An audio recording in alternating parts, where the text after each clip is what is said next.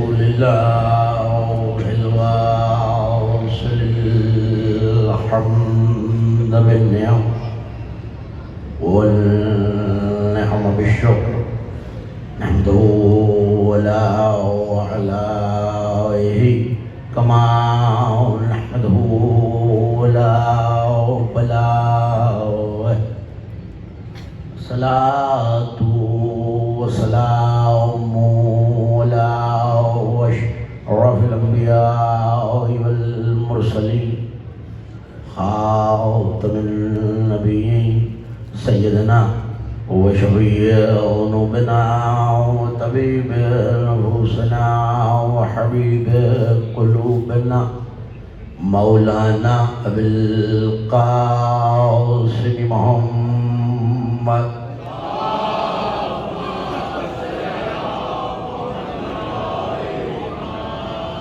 وأهل بيته الطيبين الطاهرين المعصومين المظلومين الميامين والذين ذهب الله عنهم الرجس وطهرهم تطهيرا.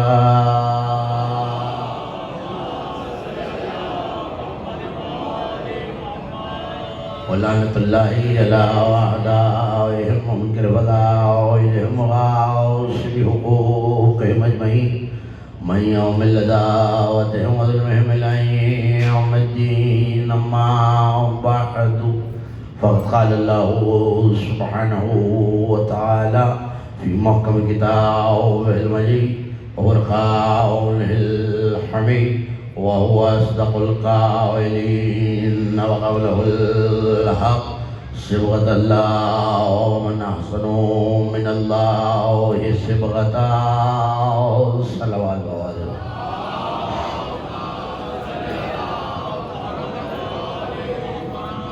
سمجھ کے اسے بلند اور بہتر انداز میں شاندار صلوات اور پڑھیں.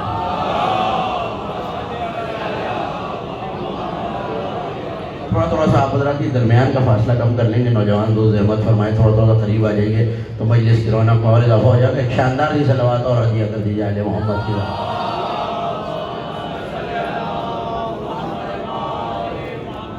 مجلس ترحیم مجلس انشاءاللہ ثواب برپائے. مومنین رضادار اور دو ایسی شخصیات کے بارے میں جن کے بارے میں آپ مجھ سے بہتر جانتے ہیں کہ سزا خانے بسفارش اور اس امام باڑے کی خدمت میں ان کے کیا خدمتیں اور کیا محنتیں رہی ہیں. فرش کو سجانے میں بھی، ذکر منعقد کرنے میں بھی، تشیع کی آبیاری کے لیے بھی، اور اسی حسین آباد اور اسی شادمان میں عزاداری اور تشیع اور عزاداروں کی خدمت میں. یقیناً آل محمد کسی کی محنت ضائع نہیں ہونے دیتے، اور یقیناً یہ جو آنے والی نسلوں میں آج عزاداری ہے یہ ہمارے بزرگوں ہی کا فیض ہے. غدیر کے جملے کو مجھے نہیں پتا کہ زمانہ آج تک سمجھا یا نہیں سمجھا.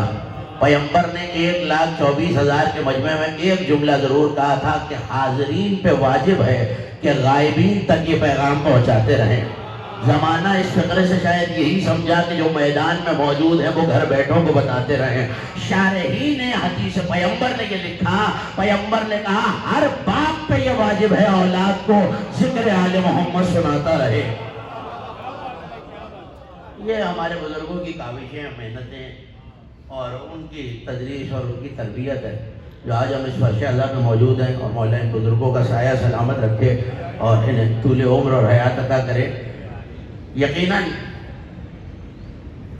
جب تک یہ ذکر رہتا ہے، میں بڑا عجیب جملہ آپ کے حوالے کرنے جا رہا ہوں، جب تک یہ ذکر رہتا ہے، اگر کسی نے ذرا بھی ذکر کی خدمت کی ہے تو میں ممبر سے کہہ رہا ہوں اور ذمہ داری سے کہہ رہا ہوں، جو بحث کرنا چاہے، گفتگو کرنا چاہے، وہ میرے پاس آ جائے مجلس کے بعد۔ یہ ذکر صرف ذکر نہیں مٹتا بلکہ خدمت کرنے والے کا نام بھی نہیں مٹنے دیتا۔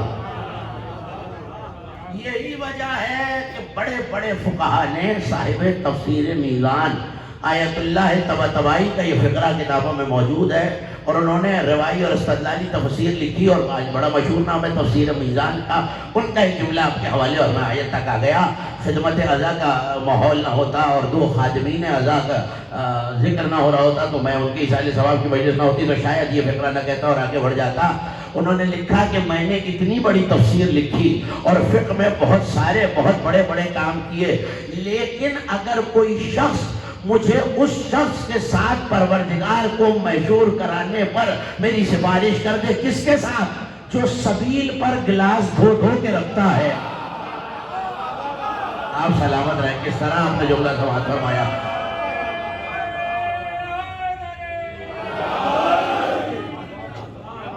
اگر اللہ مجھے اس کے ساتھ محشور کر دے، وہ نوجوان جو حسین کی سبیل پر گلاس دھو کے رکھتا ہے۔ جب ظاہر ہے یہ تعلیم کا جملہ سنایا تو ایک بہت بڑا نام، جن لوگوں کا تعلق فقہ و اصول سے، جائیے اور علماء سے سوال کیجئے، مدارس میں جا کے سوال کیجئے کہ علامہ ابراہیم کلباسی، آیت اللہ ابراہیم کلباسی، جن کی نسل میں آج بھی علماء موجود ہیں اور 700 جلدوں پہ 700 جلدوں پہ انہوں نے کتابیں لکھی ہیں، ان کا ایک جملہ آپ کے حوالے کر دوں ضیافت ایمانی کے لیے اپنے نوجوان دوستوں کے، میرے بزرگ تجیب فرمائے۔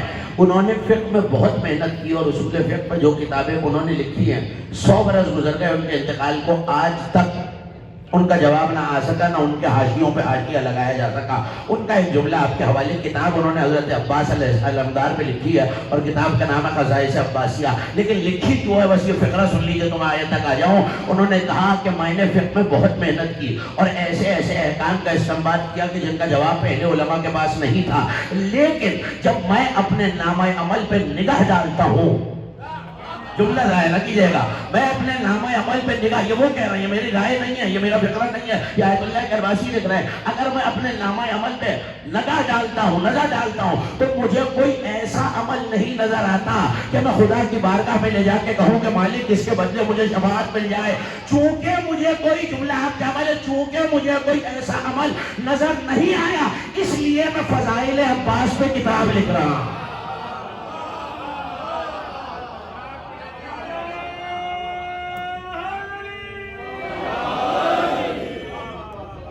سلمان بھیج دیجئے نا بلا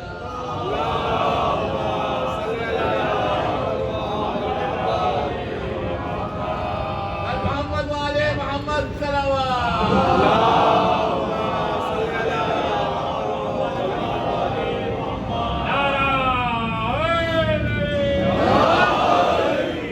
ایسی جوش اللہ کے ساتھ صلوات بھی بڑی آل محمد۔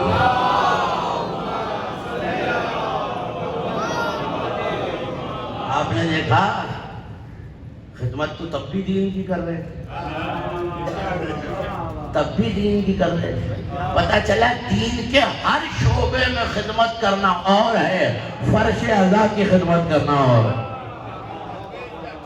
میں نے سورہ مبارکہ بقرہ سے پریشان تو نہیں ہو رہا نا میری بات اور توجہ کرتے رہیے گا، جتنے بہتر طریقے سے آیت اور آیت کا ترجمہ میرے سننے والے نوجوان دوستوں اور بھائیوں تک پہنچ گئے، اگلی منزلیں اتنی زیادہ آسان ہے۔ پروردگار نے مشورے کے لہجے میں ایک حکم دیا اور کہا ہے میرے حبیب میرے بندوں سے کہیے یہ اعلان کر دیں کہ صبغت اللہ وَمَنْ أَحْسَنُ مِنَ اللَّهِ صِبْغَةً. مجھے نہیں پتا کہ آپ آیت کیسے سنیں گے. اگر آیت بھی پہنچ گئی تو باقی کی ساری گفتگو آپ کے دلوں میں اذان عالیہ میں منتقل ہوتی چلی جائے گی. صبغۃ اللہ، اللہ کے رنگ میں رنگ جاؤ.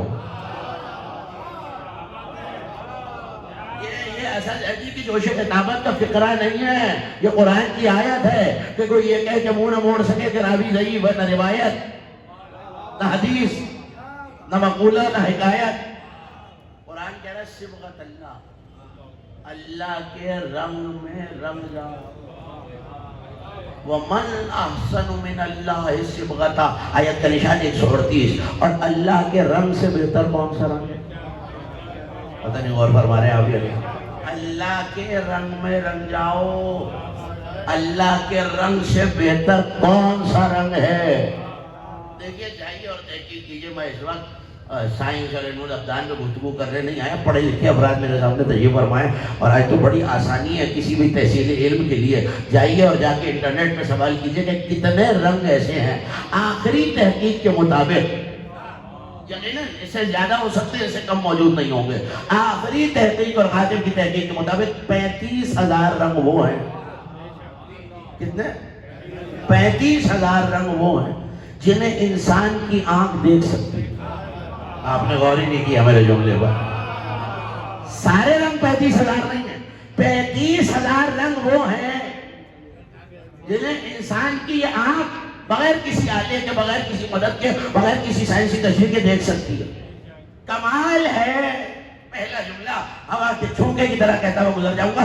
کمال ہے 1400 برس آیت کو آئے ہوئے ہو گئے، لوگوں کو 35,000 رنگوں میں اللہ کا رنگ نہیں مل رہا. آپ کو عرض کر رہا ہوں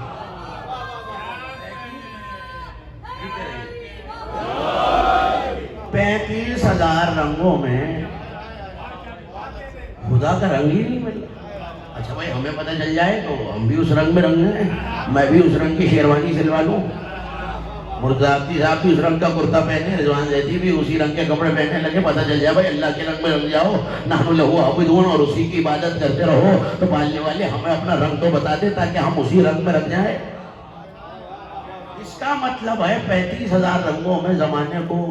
اب یہ مجھے نہیں پتا رنگ سمجھ میں نہیں آیا یا آنکھ میں صلاحیت ہی نہیں ہے. پتہ نہیں غور فرما رہے ہیں آپ. وجہ رنگ سمجھ میں نہیں آ رہا، پہچان میں نہیں آ رہا، تشخیص نہیں ہو رہی. اب اس سے آسان کر کے میں مثال دے نہیں سکتا کیونکہ دو ایسے بزرگوں کی مجلس کریم ہے جنہوں نے فرشادہ کی خدمت بھی کی اور تہذیب بھی پہنچائی.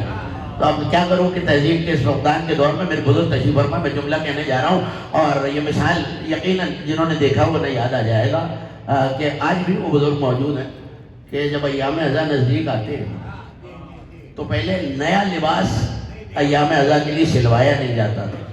کسی پرانے لباس کو جنہوں نے دیکھا ہے وہ تو میری تائید کر دیں. کسی پرانے لباس کو رنگوا لیا جاتا تھا. تو اب میں پڑھا لکھا جو نہیں ہوں، میں پرانا لباس لے کے چلا گیا. کرتا سفید تھا، کالا رنگوا رہے تھے لوگ. کرتا نارنجی تھا، لوگ کالا رنگوا رہے تھے، کسی اور رنگ کا تھا. اب میں پڑھا لکھا تو تھا نہیں. وہ جو رنگ رنگتا ہے نا اسے کہتے ہیں رنگریز. اسی کو عربی میں کہتے ہیں صباغ. لفظ یاد رہے گا، صباغ. علماء اہل سنت میں بہت بڑا نام بھی ہے علامہ ابن صباغ مالکی. تو وہ صباغ اسی رنگریز کی وجہ سے کیونکہ ان کا خاندان رنگریزی کا کام کرتا تھا. میں پڑھا لکھا تو تھا نہیں. اب کسی نے آپ لے جائیے سفید کپڑا اور رنگریز سے رنگوائیے، اسے سیاہ کر دیجیے، رنگ جائے گا. آپ آسمانی رنگ لے جائیے. اب میں پڑھا لکھا تھا نہیں، نہ بزرگوں کے ساتھ بیٹھا تھا، نہ کبھی تجربہ سنا تھا. میں کالا رنگ لے کر پتہ نہیں جملہ آپ تک پہنچے گا یا نہیں پہنچے گا، بڑا نازک جملہ کہنے جا رہا ہوں آپ کی خدمت میں. میں کالے رنگ کا لباس لے کر پہنچ گیا رنگریز کے پاس کہ بھائی اسے سفید رنگ دیجیے. اس سے میں کہنے لگا سجادی صاحب آپ کو ممبر پہ بٹھایا کس نے ہے؟ آپ کو پتہ نہیں ہے کالے رنگ پہ کوئی اور رنگ چڑھتا نہیں ہے. مجھے نہیں پتا جو دھات دے رہے ہیں وہ کس لیے، جو حیرت سے مجھے دیکھ رہے ہیں ان تک میرا فکرہ پہنچا ہے.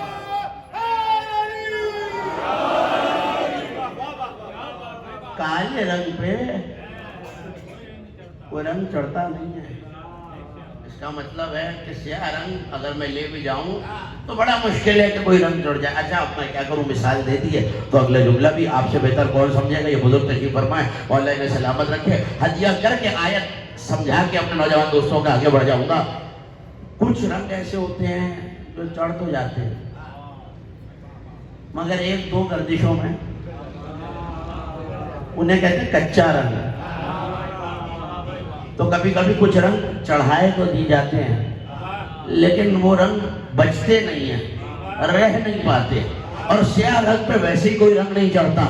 اگر جملہ میرا ہوتا تو شاید میں روک کے آگے بڑھ جاتا, لیکن ایک عالم کا جملہ ہے اور دیانت یہی ہے کہ جس کا جملہ اسی کے نام سے پڑھنا چاہیے. علامہ عبدالحسین نیشابوری نے جملہ لکھا, انہوں نے کہا زمانہ دیکھے کہ سیاہ رنگ پہ کوئی رنگ نہیں چڑھتا. وہ کہتے ہیں کہ اب مجھے نہیں پتا کہ معصوم کی حکمت کیا تھی کہ عزا کا لباس کالا ہی کیوں ہو.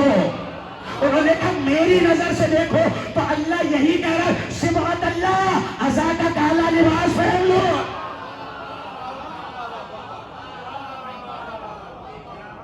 عجب میں دیکھیے شاید کوئی ناراض ہو جائے تو مجھے معاف فرمایا, لیکن مجھے جملہ تو کہنے کی اجازت دیجیے نا. مثال بھی آپ نے ہی دی ہے اور جواب بھی آپ نے ہی سمجھایا ہے, تو اب فیصلہ بھی تو یہ مقتدر مجمع ہی کرے گا نا کہ کالے رنگ پہ کوئی اور رنگ نہیں آتا. تو ہم بھی اتنے عرصے سے یہی سمجھا رہے ہیں عزاداری کے رنگ پہ کوئی اور رنگ چڑھے گا نہیں, اور آپ چڑھا بھی لیں تو جو چار گردشوں میں اتر جائے گا.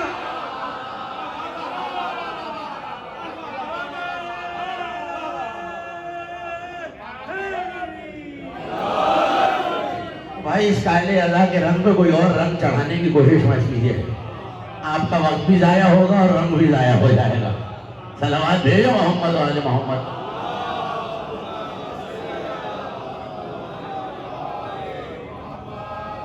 محمد و آل محمد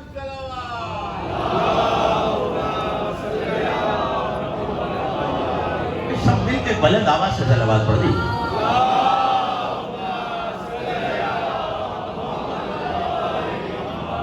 بڑی توجہ رکھیے گا, مجھے تو قرآن کی اس تفسیر تک اپنا سننے والے اس مجمع کو لے کے آنا ہے جس کے لیے میں نے آپ کو زحمت سماعت دی ہے.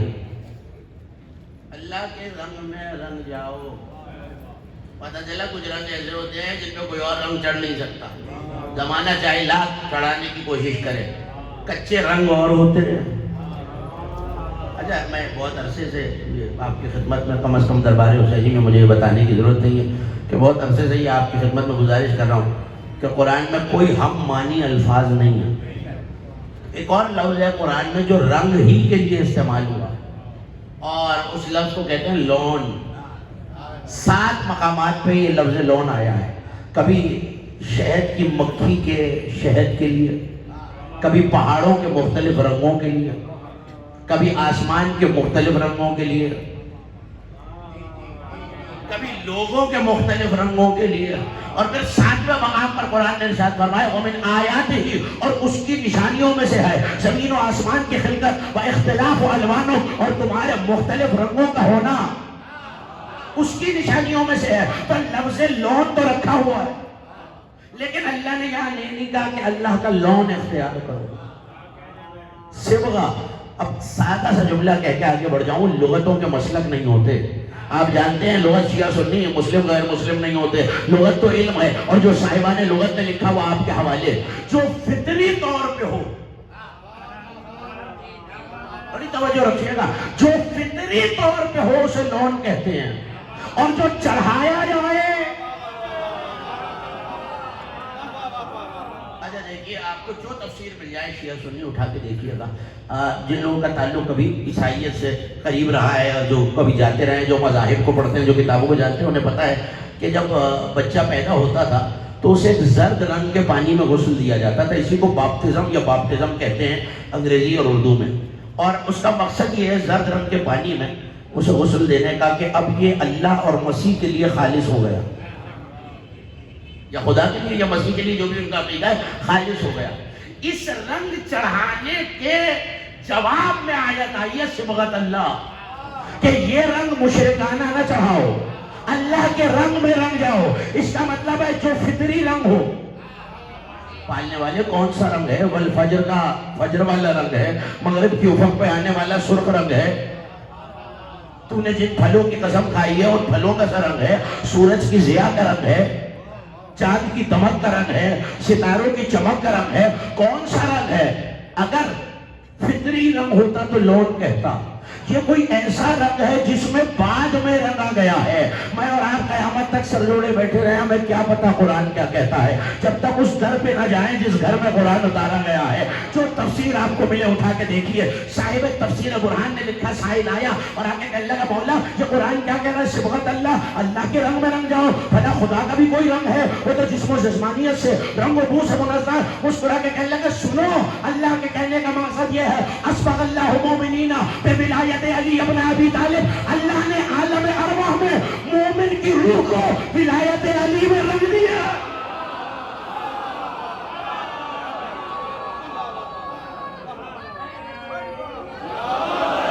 جملہ تو ابھی میں نے کہا ہی نہیں۔ اللہ نے مومنوں کی روح کو میثاق کے وقت ولایت علی کے رنگ میں رنگ دیا ہے، اور اتنا بتا دوں یہ رنگ کچا نہیں ہے،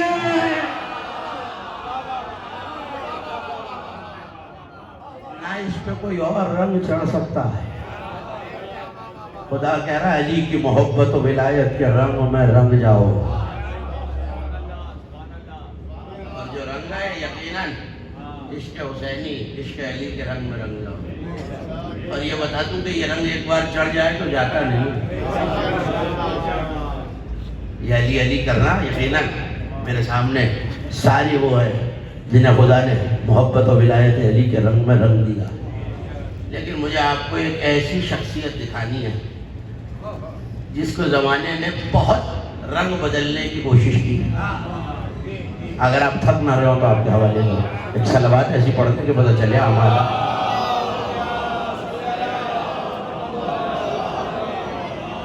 دیکھیے چونکہ اہل بیت کے ذکر کے خادموں کی سالی ثواب کی مجلس ہے تو میں چاہتا ہوں کہ علی کے خادم کا ذکر آپ کو سناؤں، اور خادم بھی ایسا کہ جس پہ ولایت کا ایسا رنگ چڑھا ہے۔ خط آیا ہے علی کو شام سے، بڑی توجہ رکھیے، خط آیا ہے علی کو شام سے، اور بصرے کی جنگ سے علی، اچھا اب یہ بھی میں بتاؤں کہ بصرے میں کون سی جنگ ہوئی تھی؟ جنگ جمل کا تفسیر۔ بصرے سے علی واپس آ رہے تو شام سے علی کو خط آیا، اور خط میں لکھا ہوا ہے یہ فلاں حاکم میں شام کا خط ہے فلاں بن فلاں کا، اور یا علی تم نے نعوذ باللہ، اب چونکہ معنی بتانا مقصود ہے اس لیے وہ جملے امیر المومنین کے شایع نشان نہیں ہیں، لیکن مجھے آپ کے حوالے کرنے ہیں تاکہ نوجوان ذہنوں میں نقش ہو جائے اور یہ سیرت پہنچتی رہے کہ ولایت کے رنگ میں رنگا کیسے جاتا ہے۔ تک تو نہیں رہے نا؟ اب بڑی جلدی مجھے اپنی منزل کی طرف جانا ہے اور دامن وقت میں گنجائش بھی بہت تک ہے، لیکن میں چاہتا ہوں کہ یہ مطالب آپ تک پہنچ جائے۔ علی کا خط آیا، میرے مولا نے خط کھولا، ابھی پہنچے نہیں ہیں علی کوفے واپس، خط کھولا، لکھا ہوا تھا یا علی یہ فلاں بن فلاں کا خط ہے، تم نے، اب آپ جانتے ہیں کہ جنگ میں کیا ہوا، تم نے قرآن کی بھی مخالفت کی، توحید کی بھی مخالفت کی، اور دین میں تبدیلی اور تغیر پیدا کیا۔ یا علی اپنے قلیل لشکر پہ اتنا زیادہ ناز ہے، میں تمہارے لشکروں کو تباہ کر دوں گا، فنا کر دوں گا، اور تم پہ ایسے سحاب برساؤں گا کہ نہ جنہیں آندھیاں روک سکے، نہ جنہیں سمندروں کے پانی بجھا سکے۔ علی نے خط کھولا، خط پلٹا، ظاہر ہے سفر میں قلم تو نہیں تھا، ایک اونٹ کے نیزہ لگا ہوا تھا، علی نے وہ نیزہ نکالا، اسی خون سے علی نے خط لکھا۔ میرا خیال ہے آپ کا دل نہیں جا رہا، اس خون سے علی نے خط لکھا۔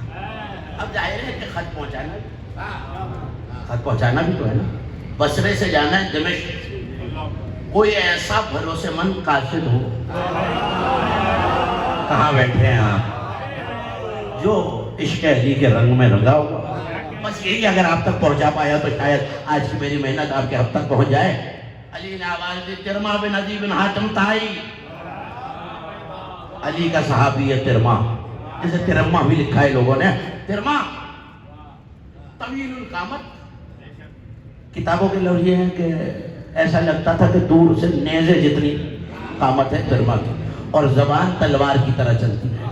اور کتابوں کے یہ فقرے موجود ہیں کہ علی ترما کی فصاحت و بلاغت پہ ناز کرتے تھے۔ میں نے آہستہ سے کہا، اپنا آہستہ سے سن لیا، بھائی یہ میں ناز نہیں کر رہا، صاحب نہج بلاغہ ناز کر رہا۔ ترما میرے قریب آنا، قریب آئے۔ ترما یہ خط کا جواب ہم نے لکھا ہے، توجہ، میں نہ دور لگاؤں گا، نہ چیخوں گا، نہ چلاؤں گا، جس تک جملہ پہنچا اس تک پہنچا۔ ترما یہ خط لے لو، جہاں پہنچاؤ، اور دیکھو جلدی ہے، جواب ساتھ لے کے آنا۔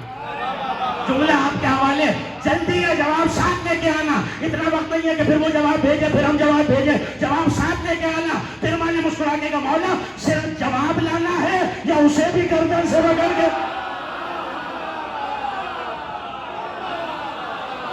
سلام مولا، یہ اٹھتے ہوئے حال کبھی کسی دشمن اہل بیت کے محتاج نہ رہے۔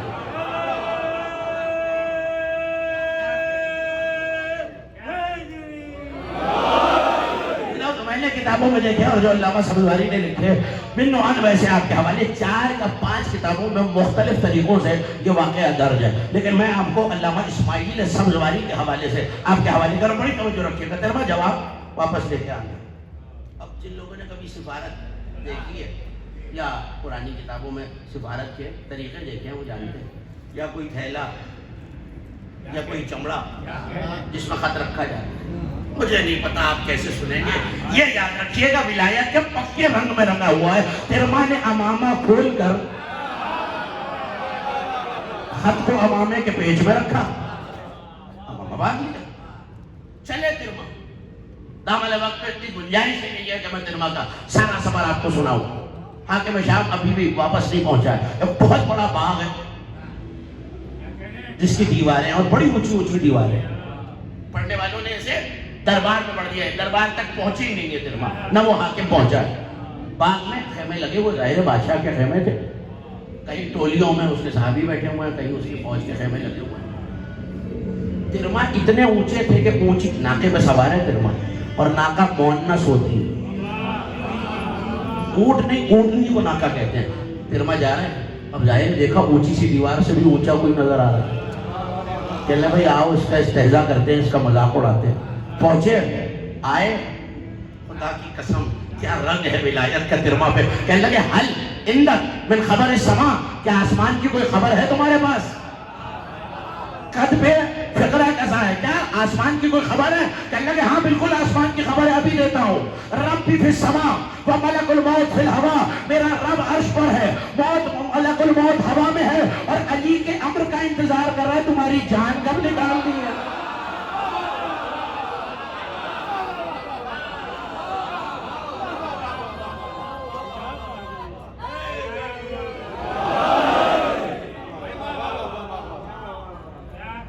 اپنا سا منہ لے کے رہ گئے۔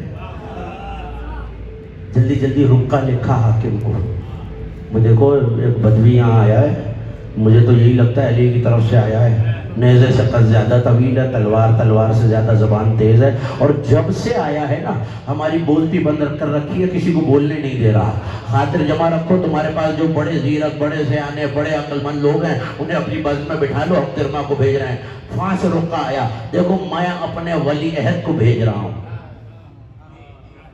اب یہ بھی میں بتاؤں کہ ولی عہد کون ہے اس کا؟ وہی جو جنت کے شہزادے سے لڑنے آئے وہ جہنم کا شہزادہ ہوتا ہے۔ آیا ہو نخوت شاہی میں چلاتا ہوا، کون آیا ہے، کون ہے؟ اور تو کسی کو جواب کی ہمت نہ پڑی۔ ترما نے پلٹ کے کہا یہ کون ہے اتنا منحوس جس کی آواز میرے کانوں میں باہر ہو رہی ہے؟ آپ نے دیکھا ولایت کے رنگ کا فیض کیا تھا، نہ نخوت شاہی سے ڈر رہا ہے، نہ حکومت سے گھبرا رہا ہے، ملک ان کا، مجھے سارے فقرے نہیں سنانے آپ کو، ملک ان کا، حکومت ان کی۔ کہنے لگے انا ترما ابن عدی، میں ترما ابن عدی ہوں، علی کا قاصد ہوں، علی کا خط لایا ہوں، تقریر اپنی آخری مراحل میں داخل ہو رہی ہے، علی کا خط لایا ہوں۔ کہنے لگا منین، کہاں سے آیا؟ اتنی تو اجازت دیجئے نا، میں آپ کے چہروں کی زیارت کروں اور پھر فقرہ پڑھوں۔ کہاں سے آئے ہو؟ کہا منل امام التقی الرضی الزکی الامیر المومنین علی کا الہ کہاں آیا؟ بھئی یہی جملہ سننے والا ہے کہ امیر المومنین کے پاس سے آیا ہو، کہ آئے کہاں ہو؟ کہ ایسے بدبخت کے پاس جو اپنے کو امیر سمجھنے لگا۔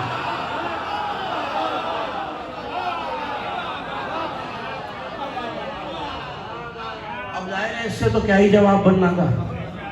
کہنے لگا اچھا چلو وہ خیمہ لگا ہوا ہے تمہیں بلاتے ہیں، ابھی بیٹھو وہاں آ جانا۔ اب تقاضا یہ تھا، دور خیمہ لگا تھا، ترما اونٹ باندھتے، اترتے، دروازے پہ آتے، اجازت لیتے، پھر اندر آتے۔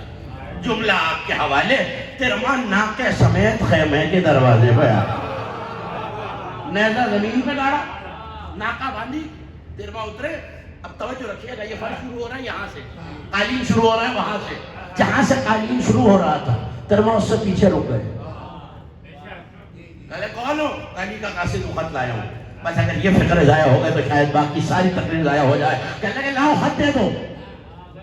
تمہیں پہلے تو تمیز ہی نہیں ہے سفارت کی، ایک تو تم ناکہ لے کے آ گئے، نہ تم نے سلام کیا امیر کو، نہ تم نے آداب بجا لائے۔ کہنے لگا اچھا امیر کون ہے؟ آپ کی مرضی، جیسے دل چاہے سنیے۔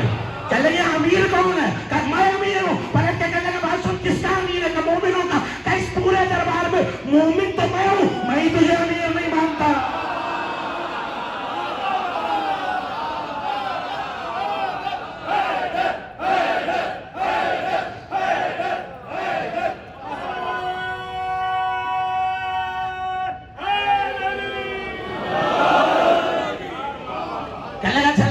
جانتا تو تھا نا علی کی چوکٹ پہ بیٹھنے والا ہے، علی کے ولایت کے رنگ میں رکھا ہوا ہے، زیادہ بحث کرنے کی ضرورت ہے۔ کہنے لگا چلاؤ خط دو۔ کہنے لگا میں آگے نہیں بڑھ سکتا۔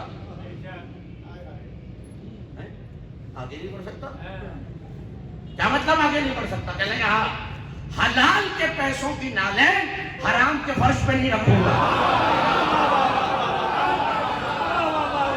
اللہ جانے کیا سن رہے ہیں آپ، کسے ولایت کا رنگ نظر آ رہا ہے، کسے نہیں نظر آ رہا۔ کہنے لگے میں کیا کروں؟ اچھا میں اپنا سپاہی بھیجتا ہوں۔ جب فرش حلال کا نہیں ہے، کہنے لگا اچھا سپاہی تیرے قابل نہیں ہے، اپنا وزیر بھیجتا ہوں۔ کہا امیر دیانت دار نہیں ہے تو وزیر کہاں ہوگا؟ جملہ کتابوں کا نہ ہوتا تو میں نہ کہتا تقریر ختم ہو رہی ہے۔ کہنے لگا اچھا چل تیرے پروٹوکول کے مطابق اپنا بیٹا بھیج رہا ہوں۔ کہنے لگا جو شیطان پہ راضی نہ ہو وہ بیٹے پہ ہوگا۔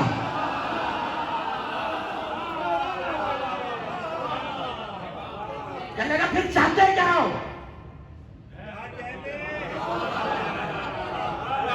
اب ظاہر ہے خجالت کے مارے اترنا پڑا، تخت سے تقریر ختم ہو رہی ہے۔ اتر کے ترما کے قریب ہے، کہنے لگا لاؤ میں خط دو۔ دربار میں کہکہا لگا، وہ جو خیمہ لگا ہوا تھا کہکہا لگا۔ کہنے لگے سفارت کے آداب ہی نہیں پتا، کوئی یہ رکھنے کی جگہ ہے؟ امامہ خط رکھتے ہیں یہاں۔ ترما نے دائیں بائیں دیکھا، دیکھ کے کہا یہ بتا خط کس کا؟ ضائع کر دیا دربار حسینی میرا جملہ۔ یہ بتا خط کس کا ہے؟ کہا علی کا۔ کہا امامے سے اوپر جگہ جو نہیں ملی مجھے۔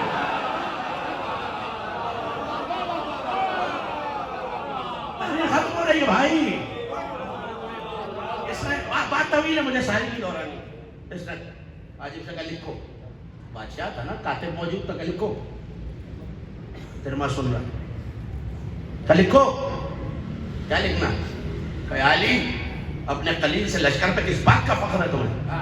میرے پاس ایسا لشکر ہے جو گندم کے دانوں کے برابر ہے، رائی کے ٹیلے کے برابر ہے، ایسا لشکر ہے جو آسمان کے ستاروں کے برابر ہے۔ ترما نے کہا لگایا، کاتب نے اٹھ کے خط دیا۔ ترما نے کہا یہ میں نہیں لے کے جاتا۔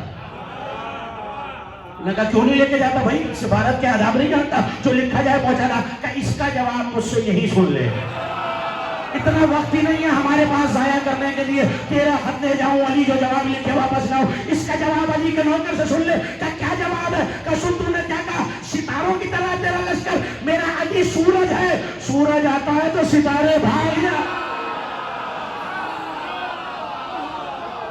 اور تو نے کیا کہا، گندم کے دانوں کی طرح تیرا لشکر، تو نے سنا نہیں علی کے پاس ایک مرغ ہے جسے مالک اشتر کہتے ہیں، ایسے تیرا لشکر چن لے گا۔ فقرہ میرا آخری اور میں مسائل تک آ گیا، پلٹ کے کہنے لگا بھائی بڑے فصیح و بلیغ ہو تم، علی کے چاہنے والے، علی کا نوکر، علی کا خادم۔ مسکرا کے ترما نے جھوم کے کہا ولایت کا رنگ جو چڑھا ہوا ہے۔ کہنے لگا اور تو مجھے فصیح و بلیغ کہہ رہا ہے، آ میرے ساتھ مولا کے دروازے پہ چل، ابھی تو نے ترما دیکھا ہے، میں تجھے سلمان سے ملواؤں، ابو ذر دکھاؤں۔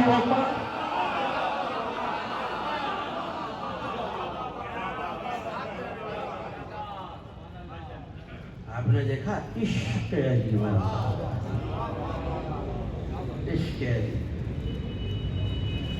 صبغت اللہ، اللہ کے رنگ میں رنگ جاؤ، وہ محبت و ولایت اہل بیت کا رنگ ہے۔ حسین کے 72 اسی رنگ میں رنگے ہوئے ہیں، اسی لیے تو تاریخ نے یہ جملہ لکھا کہ لبس القلوب علی الدروب، حسین کے سپاہیوں نے زرہ کے اوپر دل اوڑا ہوا ہے۔ ورنہ ایسا بھی کہیں ہوتا ہے کہ باپ اور بیٹا یہ بحث کریں کہ پہلے میں آقا پہ جان قربان۔ ہاں، حر ابن یزید ریاحی پہ بھی حسین کے عشق کا رنگ تھا، اگر رنگ نہ ہوتا تو کبھی حر پلٹ کے نہ آتا۔ ساری رات حسین کا یہ خادم، حسین کا یہ سپاہی پسر ساتھ سے ایک فقرہ کہتا رہا ہے، وہ کیا واقعی حسین پہ تلوار چلانی پڑے گی؟ خدا آپ یہاں پرسہ دینے کے لیے آئے، یہ سوچ کے رو لیجیے گا اس حسین کا ذکر ہے تو یہ کہتا گیا ہے نہ قتیل الابرار، نہ وہ جسے رلا رلا کے مارا گیا۔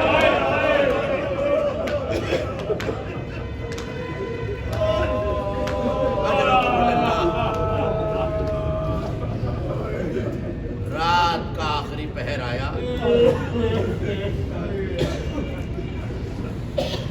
اور حسین کے خیموں کی طرف چلنے لگا۔ غلام نے پوچھا آقا کدھر جاتے ہیں؟ کہا میں حسین کی طرف جا رہا ہوں، جا میں نے تجھے آزاد کیا۔ کہا اچھا، جب تک جہنم جا رہے تھے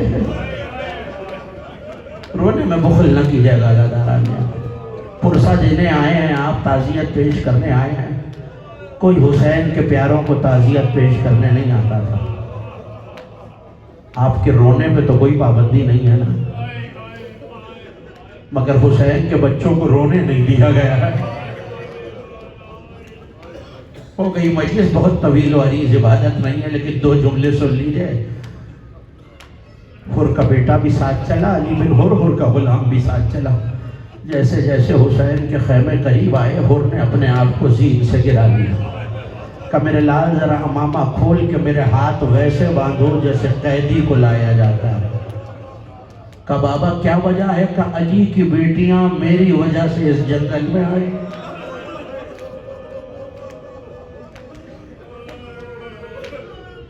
اجرکم اللہ، مجھے نہیں پتا میں پڑھوں گا کیسے، آپ سنیں گے کیسے۔ یہاں حسین مولا نے آواز دی، جاؤ علی اکبر، عباس، میرا مہمان آ رہا ہے۔ دیکھو ایسے لانا کہ حر کے ماتھے پہ ندامت نہ آنے پر سیدھا حسین کے قدموں پہ گرے۔ حر کا مولا کیا مجھے معافی مل سکتی ہے؟ کہ حر تجھے حسین کے خدا نے بھی معاف کیا، حر تجھے حسین نے بھی معاف کیا۔ یہ جملہ سن کے جتنا جی چاہے رو لینا۔ حر حسین کے سینے سے ہٹے، علی کی بیٹیوں کے خیموں کی طرف رخ کیا کہ مولا ایک معافی اور چاہیے، آقا زادی کنیز زادے کو معاف کرنا۔ لیکن سنیے خدمت حسین کا جذبہ کیا ہے، جانثاری حسین کا جذبہ کیا ہے۔ ایک مرتبہ اپنے بیٹے سے کہا، جا مجھ سے پہلے، اگر ایک باپ کے عیسائے ثواب کی مجلس نہ ہوتی تو شاید میں یہ جملہ نہ پڑھتا، مجھ سے پہلے اپنی جان کو قربان کر آقا پر، کہیں ایسا نہ ہو تو میرے بعد حسین سے پھر جائے۔ دیکھا اپنی نسل کو کیسے حسینی رکھا ہے حر نے. یہاں حر کا بیٹا چلا، خوب لڑا حر کا بیٹا، لیکن اب جو آخری سلام کیا اور حر نے چاہا کہ بیٹے کے لاشے کو اٹھانے کے لیے گھوڑے پہ سوار ہو تو ایک غریب کا ہاتھ آگے بڑھا، سینے پہ ہاتھ رکھ کے میرے مولا نے حر سے کہا، حر جوان بیٹے کا لاش بوڑھا باپ نہیں اٹھاتا.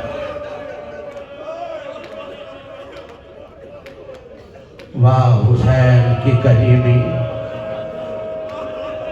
جو حر کو بیٹے کا لاشا نہ دیکھنے دے، اس نے علی اصغر کا لاشا بھی نہ اٹھایا. اس نے علی اکبر کے لاشے سے برچھی کا پھل بھی نکالا.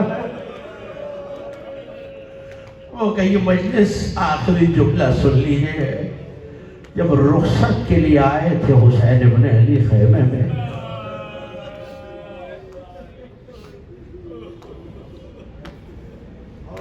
سب بیویوں سے فردن فردن رخصت، مگر جب سب سے رخصت ہو چکے تو پھر آخر میں بہن سے رخصت کے لیے. خدا کسی بہن پہ یہ دن نہ لائے. تاریخ کہتی ہے ایک ایسا فقرہ میرے مولا نے کہا کہ بھائی اور بہن باہوں میں باہیں ڈال کے روئے. کہا زینب تمہارے پاس وہ کرتا ہوگا جسے ماں سیتی جاتی تھی اور روتی جاتی تھی. 50 سال پرانا کرتا تھا حسین، پارا پارا کر کے بدن پہ پہنا، شاید جب لاشا لوٹا جائے تو یہ کرتا بچ جائے. چلنے لگے حسین، ہو گئی مجلس، کچھ یاد آیا بہن کو. کہا بھیا ذرا خاک پہ بیٹھ جانا. حسین خاک پہ بیٹھ گئے. آخری 2 جملے مجلس کے. کہا ذرا سر کو بلند کرنا. بہن نے بڑھ کے خشک گلے کے بوسے لینے شروع کی. تڑپ گیا میرا مولا. کہ زینب یہ کیا کیا؟ کہ بھیا جاتے جاتے اماں نے بلا کے کہا تھا زینب جب میرا حسین عاشور کو آخری رخصت ہو جائے تو دیکھو میری جانب سے اس گلے کے بوسے لینا. ارے اسی گلے پہ کند خیر سے شمر مار گیا. کہا اچھا زینب اگر تمہیں وصیت یاد ہے تو آؤ حسین کو بھی ایک وصیت یاد ہے. ذرا شانے سے چادر تو ہٹاؤ. اب جو چادر ہٹائی غریب نے پڑھ کے بہن کے بازو کا بوسہ دیا. کہ یہ کیا کیا بھیا؟ کہ بابا نے کہا تھا ان بازوؤں میں رسیاں باندھی ہے. بیویوں نے 2 رویا قطار بنا لی. ایسا نہیں لگتا تھا حسین جا رہے ہیں، ایسا لگتا تھا بھرے گھر سے کوئی جنازہ نکل رہا ہے. واہ محمدہ، واہ حسرتہ، واہ غربتہ کی صدا تھی. مگر جب حسین خیمے سے باہر آتے تھے کوئی جانثار سواری لے کے آتا تھا، مگر اب کوئی سواری لانے والا نہ تھا. حسین تنہا زین فرس پہ سوار ہوئے. ہو گئی مجلس. مجھے نہیں پتا کہ کیسے سنیں گے آپ جملہ اور کیسے پرسہ پیش کریں گے امام زمانہ کی بارگاہ میں. ہاں اتنا ضرور ہے کہ امام صادق نے فرمایا پالنے والے ان چیخوں پہ رحمتیں نازل فرما جو ہمارے مصائب میں بلند ہوتی ہیں. بہت پسند ہے آل محمد کو آپ کا بلند آواز سے رونا. حسین زین فرس پر ہے، ایڑ لگاتے ہیں تو ذوالجناح آگے نہیں بڑھتا، ایڑ لگاتے ہیں ذوالجناح آگے نہیں بڑھتا. خشک لبوں کو گھوڑے کی کنوتیوں کے قریب لائے. نانا کی سواری، میں جانتا ہوں تو پیاسا ہے، تھک بھی گیا ہے، صبح سے حسین کی خدمت کر رہا ہے، لیکن دیکھ اے اسب وفا اب حسین تجھے زحمت نہ دے گا. اکبر کا لاشا آ چکا، میں علی اصغر کو دفنا چکا، اب حسین تنہا ہے، اب تجھے زحمت نہ ہوگی. ذوالجناح نے اپنے سر کو تابوں کی طرف جھکا لیا. اب جو حسین نے دیکھا ایک ننھی سی شہزادی ہے تابوں سے لپٹی ہوئی، ایک صدا دیتی ہے بابا بابا نہ جاؤ بابا. بابا جو صبح سے گیا ہے بابا وہ واپس نہیں آیا. بابا بابا مجھے پانی نہیں چاہیے.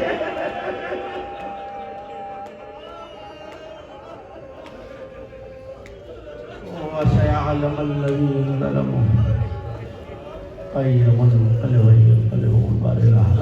بہتے ہوں آنسو کا مظلومیت سید الشہداء کا واسطہ، عظمت اسیران کربلا و کوفہ و شام کا واسطہ، ان بیویوں کا